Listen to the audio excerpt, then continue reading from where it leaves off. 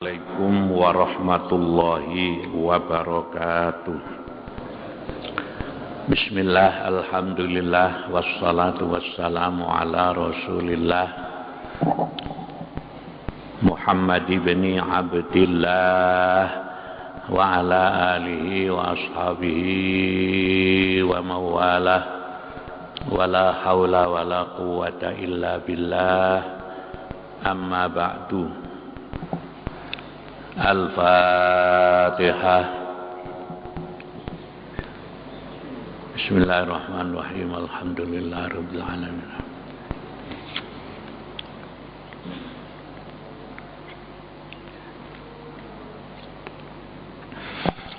Para bapak, para ibu, jamaah sekalian rahimakumullah. Pengajian pada pagi hari ini kita akan membicarakan tentang salah satu perbuatan yang dilarang oleh Allah, yaitu yang disebut dengan bertangkal.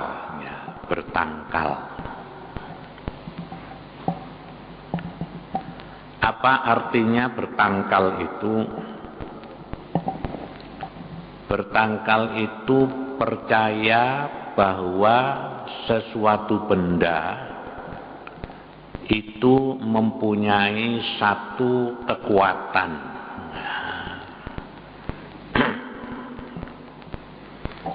Percaya bahwa satu benda itu bisa memberikan sesuatu kekuatan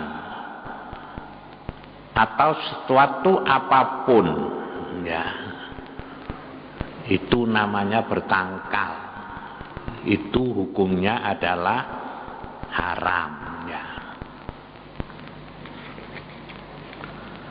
Di dalam satu hadis Nabi Muhammad sallallahu alaihi wasallam itu pertama Nabi bersabda,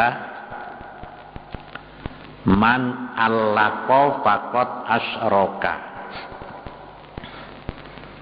Barang siapa yang menggantungkan tangkal, maka sungguh dia telah mempersekutukan Allah. Man allaqa tamimatan fala atammallahu lahu, wa man allaqa wada'atan fala auta'allahu lahu. Barang siapa yang menggantungkan tangkal, maka Allah tidak akan menyempurnakan imannya.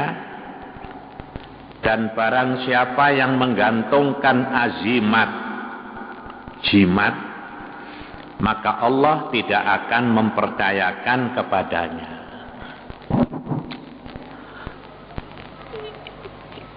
Ini di sebagian umat Islam ini masih ada yang mempunyai kepercayaan. Misalnya percaya kepada jimat, ya. Apa jimat, ya? Jimat itu ya tangkal itu, ya. Misalnya satu benda begini, ya, kalau ini dibawa, kalau benda misalnya seperti apa begitu dibungkus dengan kain, nah ini kalau berdagang membawa ini tidak bisa rugi, begitu, ya. Ini namanya benda ini tangkal, namanya, ya. Atau orang percaya kepada akik, ya, akik itu, ya, akik. Bahwa akik ini mempunyai kekuatan begini, wah, ya. Kalau akik ini dipakai, maka pilek-pilek bisa hilang, pegelinu bisa hilang. ini percaya kepada hal yang demikian ini. Ya. Termasuk juga percaya kepada keris, ya, keris ya. Ya, memang keris itu ada yang mempunyai kelebihan ya, seperti kerisnya Empu Gandring. Ya. Kalau keris Empu Gandring itu memang dulu membuatnya itu bukan pandai, Pak. Ya, besi, kemudian diurut-urut begini dengan tangan, ya, akhirnya menjadi keris. Tapi bukan berarti bahwa keris ini mempunyai satu keistimewaan terhadap kehidupan orang, ya.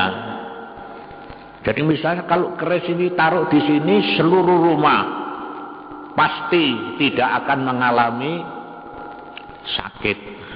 Itu ya. Kenapa bertangkal ini termasuk satu perbuatan yang diharamkan?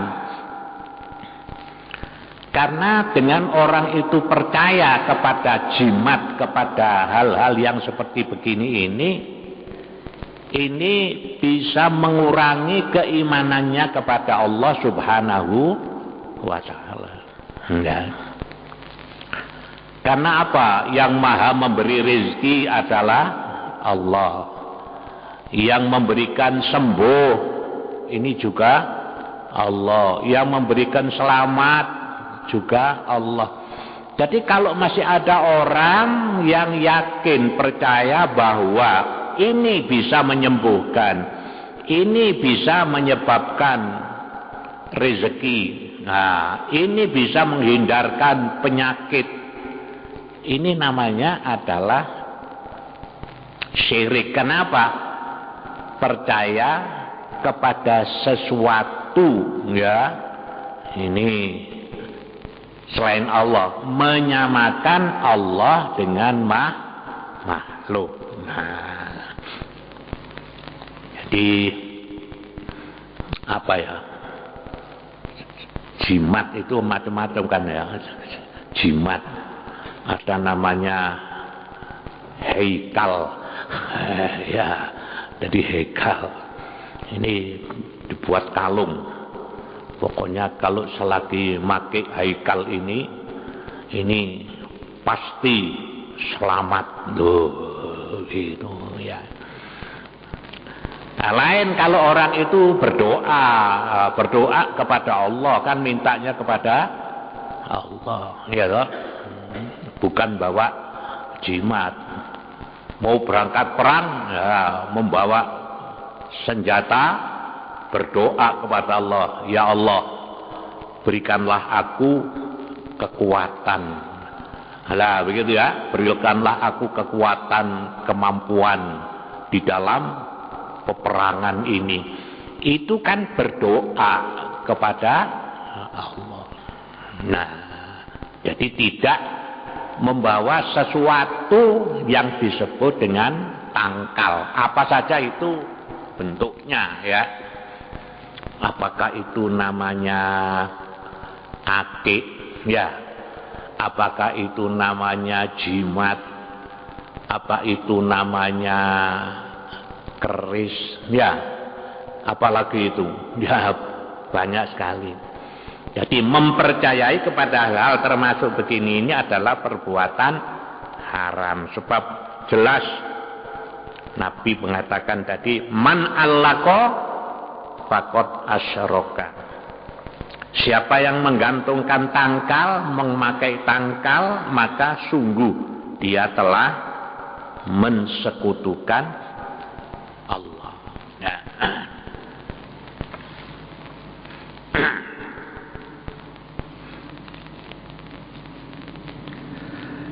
Dan di dalam riwayat yang lain dari Imran bin Husain, Sesungguhnya Rasulullah Shallallahu Alaihi Wasallam pernah melihat di lengan seorang laki-laki ada gelang yang saya lihat dari kuningan. Kemudian Rasulullah SAW bertanya, celaka kamu, apa ini? Ia menjawab, ini adalah wahinah, sesuatu yang dapat melemahkan orang lain sebagai azimat. Maka jawab Rasulullah, dia tidak akan menambah kamu kecuali kelemahan. Karena itu buanglah dia, sebab kalau kamu nanti sedang wahinah itu masih ada pada kamu, maka kamu tidak akan bahagia selamanya. Nah, ini wahinah itu juga sama dengan tangkal itu tadi ya, di membawa satu benda yang dia yakin bahwa benda ini bisa menambah kekuatan. Nah, gitu ya, bisa menambah kekuatan.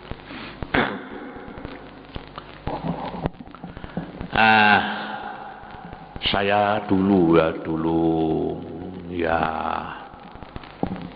masih rame-ramenya itu antara tahun 65 sampai tahun 70 ya. Jadi masa setelah Gestapo PKI dulu. Itu kan banyak orang menggembleng diri ya. Menggembleng diri supaya dia diberikan satu kekuatan ya.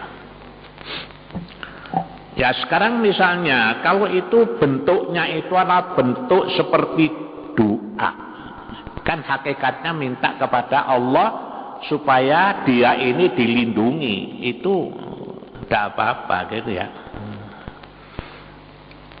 Malah saya pernah datang, ini dulu teman waktu ada di pondok dulu ya, itu rumahnya di Kudus sana ya, teman baik satu kamar dengan saya. Saya datang ke sana, di rumahnya itu rame, banyak tamu. Apa itu? Istilahnya itu gemblengan, ya. Jadi digembleng. Kalau sudah digembleng oleh kiai ini, maka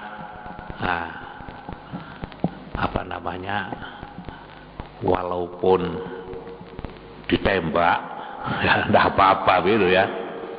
Jadi misalnya dipukul dengan benda tajam, tidak apa-apa. Saya perhatikan satu persatu ya. Kiainya tapi mengatakan begini, sampean pun percaya teng kula. Oh iya. Sampean percaya teng Gusti Allah, sing maringi kekuatan niku Gusti Allah sanes kula. Nek sampean percaya teng kula, sampean syirik. Lho gitu ya. Kula niki sak derma ngewangi sampean, nyuwun nang Allah muga-muga sampean niku dipun paringi kekuatan. Habis itu. Nah, waktu itu saya dibilang begini, Jid, kamu mau seperti orang-orang ini? Apa? Ya digembleng.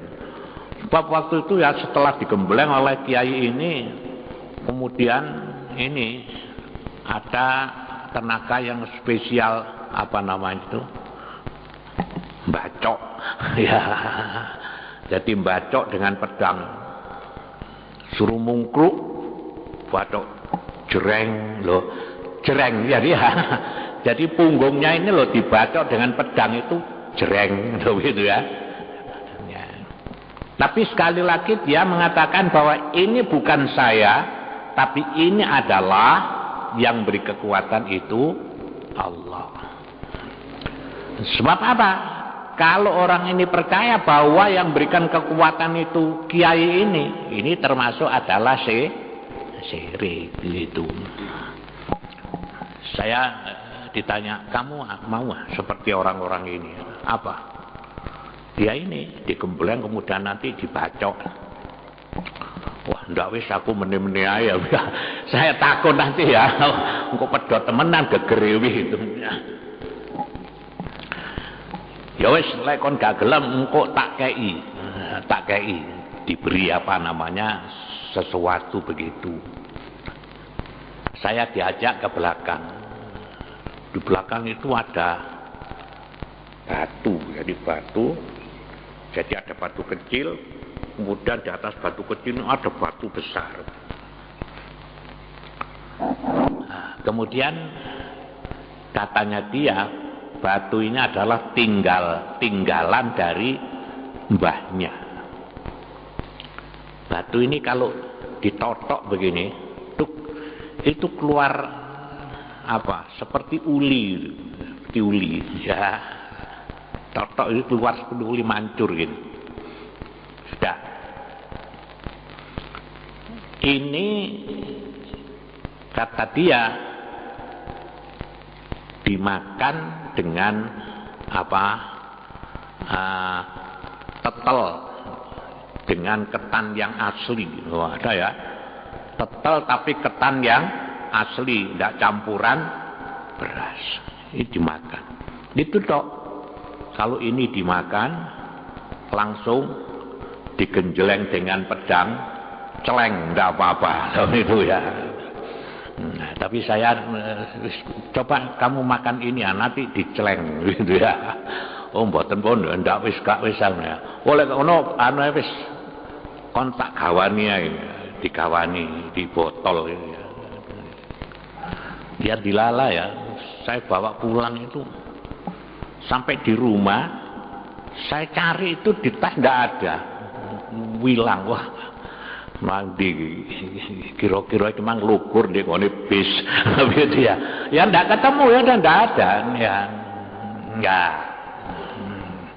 Kalau ini namanya bukan bertangkal ya. Tapi ini adalah kekuatan doa daripada seorang, tapi tetap itu hakikatnya yang berikan kekuatan adalah Allah. Jadi lain dengan itu tadi. Apa itu namanya akik? Ya. Apa itu namanya kul buntek? Ya. Apa itu namanya jimat? Ya. Apa namanya heikal? Ini karena percaya bahwa benda ini yang bisa memberikan kekuatan, maka inilah yang dikatakan haram. Man allaqo tamimatan fala atamallahu lahu wa man allaqo wada'atan fala auda'allahu lahu. Barang siapa yang menggantungkan tangkal jenis jimat tadi, maka Allah tidak akan menyempurnakan imannya. Dan barang siapa yang menggantungkan azimat, maka Allah tidak akan mempercayakan kepadanya. Hadis riwayat Ahmad. Nah.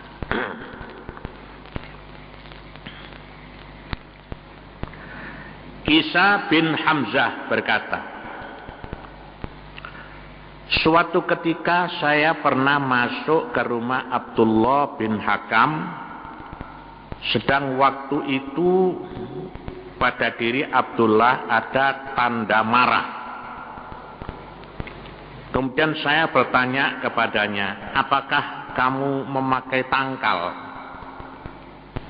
Jawab Abdullah, a'udzubillah min dalik, aku berlindung diri kepada Allah dari yang demikian itu.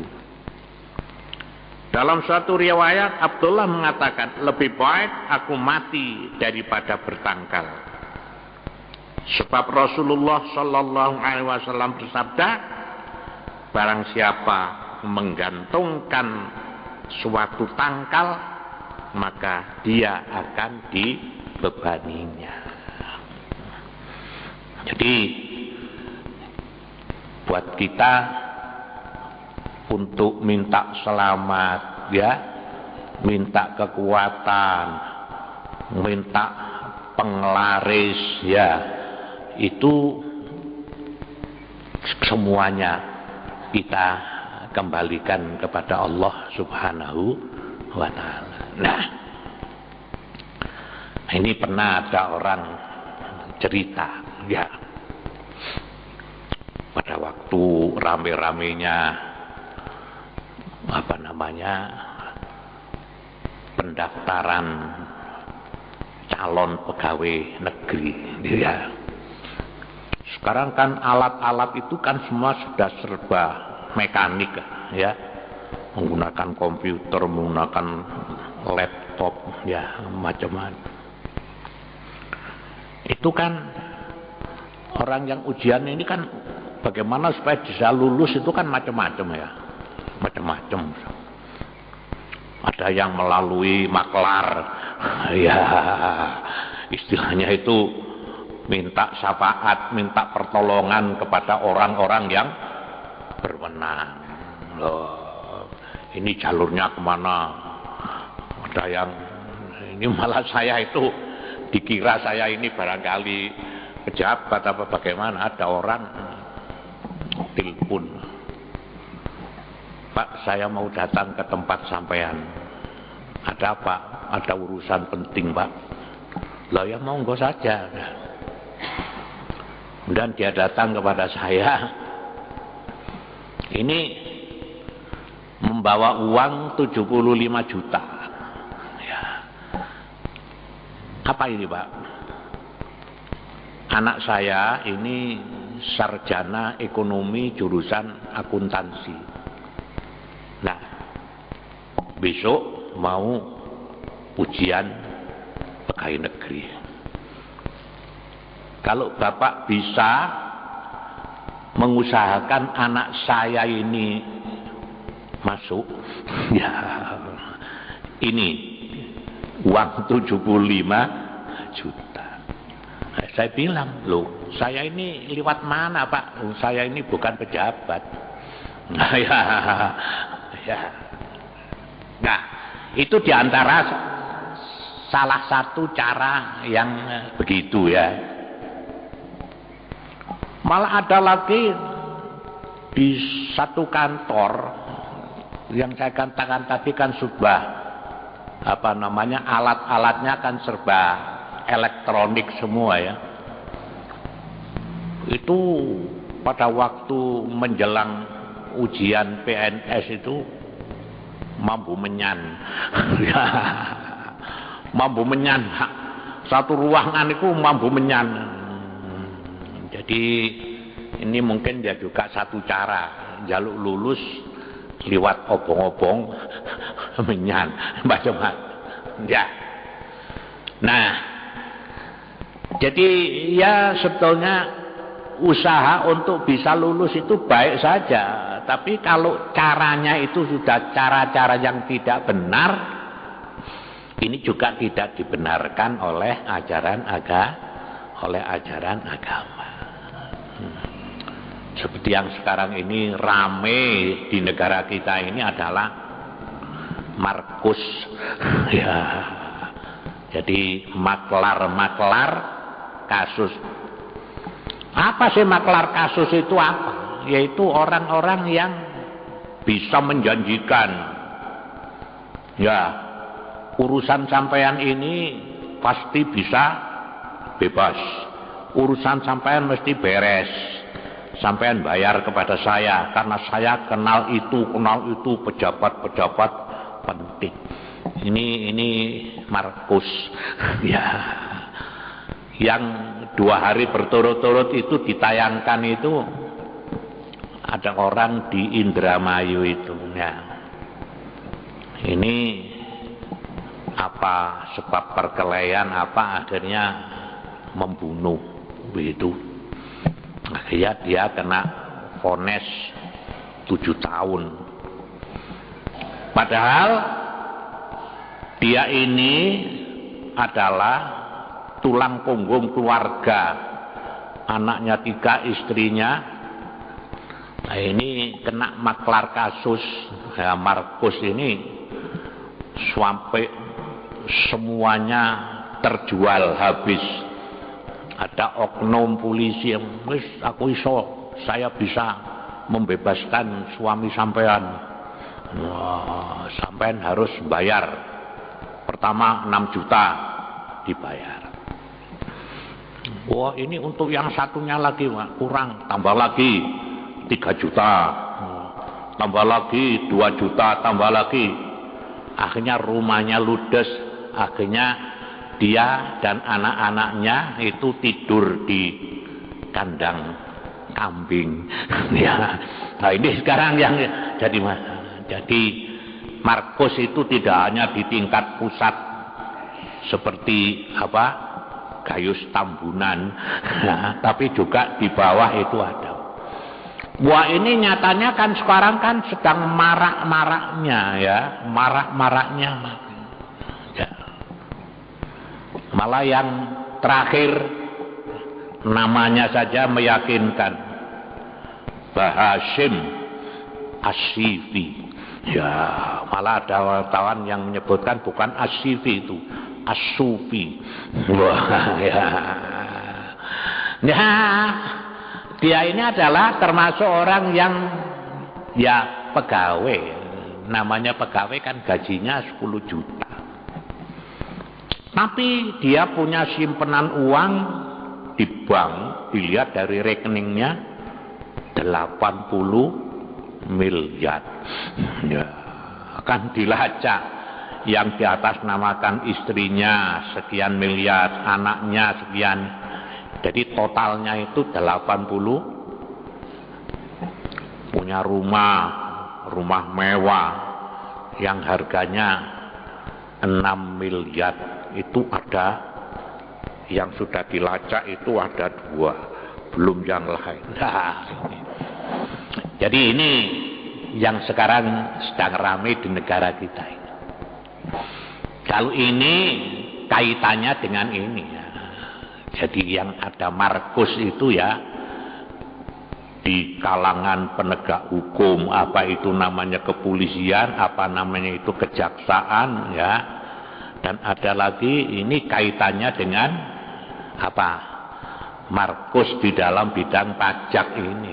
Ya, kalau dalam bidang pajak ini juga sama saja. Ya, gampang-gampangnya begini, ada orang mestinya secara wajar kena pajak katakan 10 miliar. Tapi ada orang yang menawarkan jasa, sudah Pak, tidak sampai 10 miliar. Ya, sekian saja.